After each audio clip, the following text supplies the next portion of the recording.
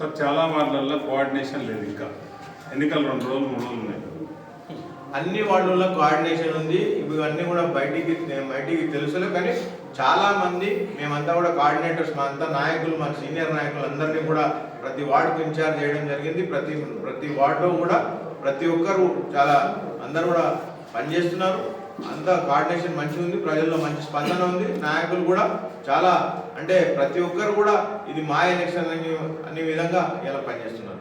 కానీ కొన్ని వార్డులలో రెబల్స్ మీ కాంగ్రెస్ అభ్యర్థులనే కొంచెం తీటుగా నిలబడ్డారు. కొన్ని వార్డుల్లో రెబల్స్ ఉన్నారు కూడా, అది వాస్తవమే. ఆ రెబల్స్ అంతా కూడా మేము ఇలా వారికి లాస్ట్ వార్నింగ్ ఇచ్చినాం. ఇంతకుముందే అందరితో మాట్లాడడం జరిగినాం. సాయంత్రం వరకు కూడా వాళ్ళు మా ఎవరైతే క్యాండిడేట్స్కి మేము టికెట్ ఇచ్చినామో వారి ఎంబడి కలిసి తిరగకపోతే వాళ్ళందరినీ కూడా మేము పార్టీ నుంచి సస్పెండ్ చేస్తాం. ఒకవేళ కొంతమంది రెబల్స్ గెలిచిన తర్వాత వాళ్ళు మళ్ళీ మీరు పార్టీలోకి ఆహ్వానిస్తారా? అది తర్వాత అప్పుడున్న సిచ్యువేషన్ అంటే జనరల్గా అయితే మేము ఎవరిని కూడా బయటికి వెళ్ళి ఎవరైతే రెబల్స్ గెలిచి మళ్ళీ పార్టీలోకి వస్తే ఆ పరిస్థితి రానియమో, కానీ అప్పటి పరిస్థితుల్లో మనం చూసి నిర్ణయిస్తాం.